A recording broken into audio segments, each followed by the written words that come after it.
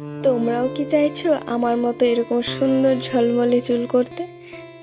High, আমি অন্তরা চলে এসেছি আরও একটা নতুন ভিডিও নিয়ে।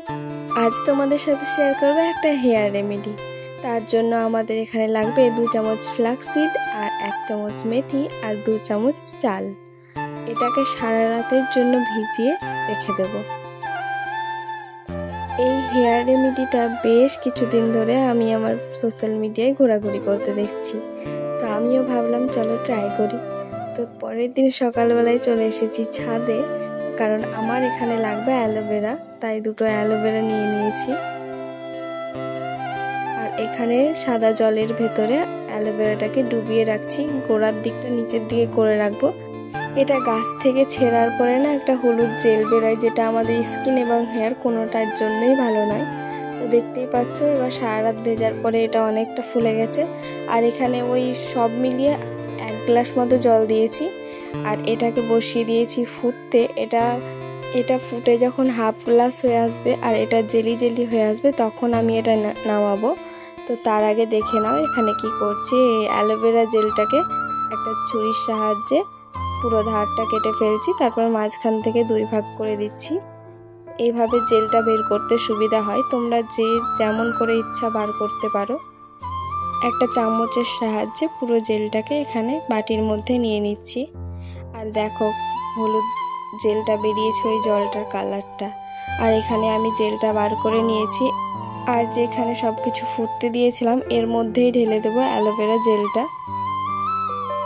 তারপর এটা ফুটতে থাকবে, আর যখন এরকম টাইপসের হয়ে যাবে, একটা জেলি জেলি ভাব চলে আসবে, তখন বুঝতে পারবে যে এটা হয়ে গেছে। আর এটা নামিয়ে সাথে সাথে ছেঁকে নেবে, কারণ এটা ঠান্ডা হয়ে গেলে কিন্তু আর ছাঁকতে পারবে না।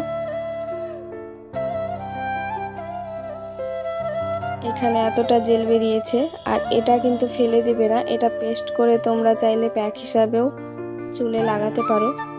তারপর আমি এখানে নারকেল তেল ইউজ করছি 2 চামচ, তোমরা যে কোনো নারকেল তেল ইউজ করতে পারো। তারপর দিয়ে দিচ্ছি একটা ভিটামিন ই ক্যাপসুল। তারপর এটাকে ভালোভাবে মিক্স করে নেব। এখন এই ফ্ল্যাক্সিড জেলটা তো রেডি, এবার চলো ইউজ করা যাক। তো আমার আগের চুলের অবস্থা ঠিক এরকম।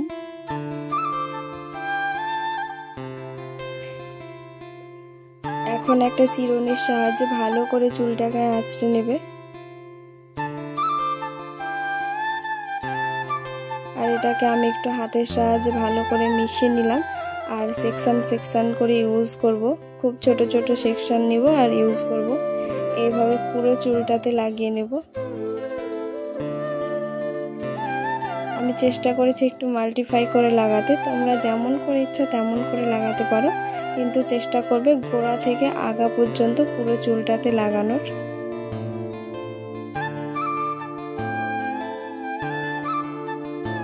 এখনই দেখতে পাচ্ছ চুলটা কি গ্লো করছে এবং শাইন করছে। এইভাবে পুরো চুলটা আমি লাগিয়ে নিয়েছি ছোট ছোট সেকশন করে। আর পুরোটা লাগানো হয়ে গেলে পুরো সব চুলগুলোকে একসাথে নিয়ে একটা ছোট্ট বান করে একটা ক্ল্যাচারের সাহায্যে চুলটা লক করে দেব। তারপর তোমাদের কাছে শাওয়ার ক্যাপ থাকলে পরে নিও, অথবা একটা প্লাস্টিক জড়িয়েও রেখে দিতে পারো। আর এখন এইভাবে 30 থেকে 40 মিনিট মতো রেখে দেব। তারপর তোমরা তোমাদের পছন্দ মতো শ্যাম্পু করে নেবে। আমি এখানে চুলটা ওয়াশ করে চলে এসেছি, আর ভালো করে টাওয়াল ড্রাই করছি। তোমরা চুল মোছার সময় কখনোই চুল ঝাড়বে না, এতে করে চুল ফেটে যায়। আর এখন ভেজা চুলেই ইউজ করব একটা সিরাম, তোমরা তোমাদের পছন্দ মতো সিরাম ইউজ করবে।